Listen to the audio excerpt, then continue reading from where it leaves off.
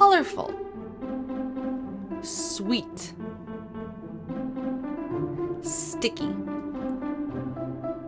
Just unwrap it, pop it in your mouth, and chew. Saltwater taffy, a summertime favorite and a Jersey Shore staple. It was a candy that was created when the Jersey Shore started to become popular, especially for, the working class man and his family. They could come here for the day or a weekend and they could experience a vacation. It was family time, it was time with friends, it was the seashore. And so people still, even if they're not here, they like to have saltwater taffy because it reminds them of a special time in their life, whether it was a long time ago or recently. We take a trip to Atlantic City, New Jersey, the birthplace of saltwater taffy. It's true that the sticky confection does not actually contain salt water. So where does the name come from? Frank Glazer explains the Boardwalk tale. So way back when, the 1880s, there was a little candy store, and back then the Boardwalk was right on the beach level. And there was a small stand with the front that opened up and closed down at night. And the gentleman who supposedly operated that store was named Mr. Bradley. And one night Mr. Bradley didn't close the doors all the way and the sea air came in and made his taffy a little sticky. So a little girl came up and said, "Sir, can I have some taffy?" And he looked at her and said, "Well, how about some saltwater taffy?" Now, Mr. Bradley's wife was close by and heard this, and she was really the marketing guru. And she said that she thought that this should be called saltwater taffy. And the name stuck ever since.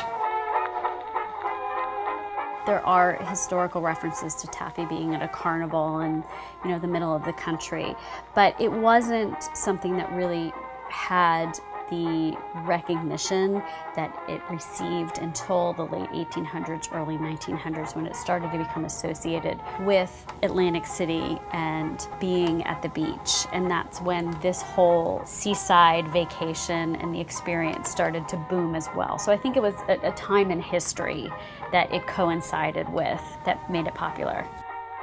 Unlike chocolates, saltwater taffy was able to withstand the heat and humidity of the summer while being sold on the boardwalk. Two pioneers of the industry were Joseph Fralinger and Enoch James. They decided to set up shop, and their names have resonated with saltwater taffy and the storefronts for more than 120 years.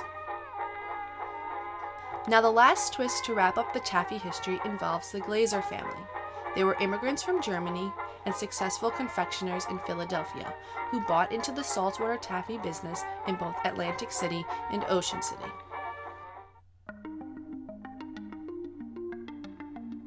A behind-the-scenes trip to both Shriver's and the James Candy factory, which produces both James and Fralinger's taffy, shows that, aside from newer machines, the process has remained the same for more than a century. The main ingredients, sugar and corn syrup, are cooked inside large copper kettles, then sucked through pipes to remove additional moisture. Next, the taffy rests before being dumped onto a cooling table, which prepares it for the pulling, cutting, and wrapping phase. The large hunk of taffy is placed on a pulling machine. Color and flavoring are added as the taffy gets stretched over and over again with a large hook to make the candy soft and shiny. Finally, the taffy is placed on a batch roller. The taffy is rolled to form a long, skinny rope. The rope is then cut and wrapped. Shriver's, James, and Fralinger's taffy pieces vary in size to set each brand apart. Roughly 500 pieces of James's taffy are wrapped per minute. Now the fun part. It's time to eat it.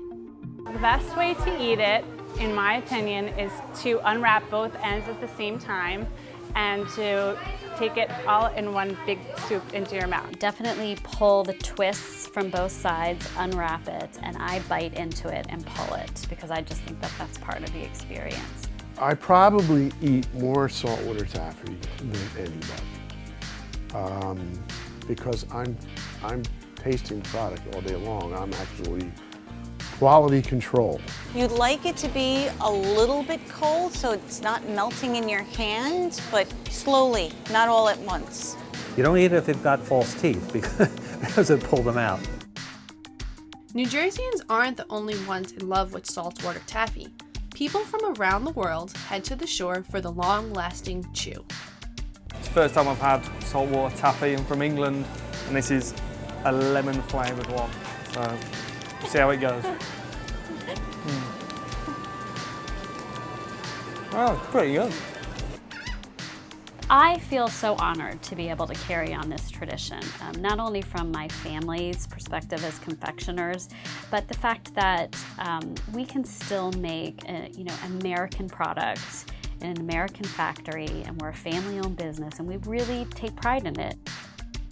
Well, I'm looking at the beach right now, I'm looking at the ocean, so as long as that stays here, I think saltwater taffy will stay here.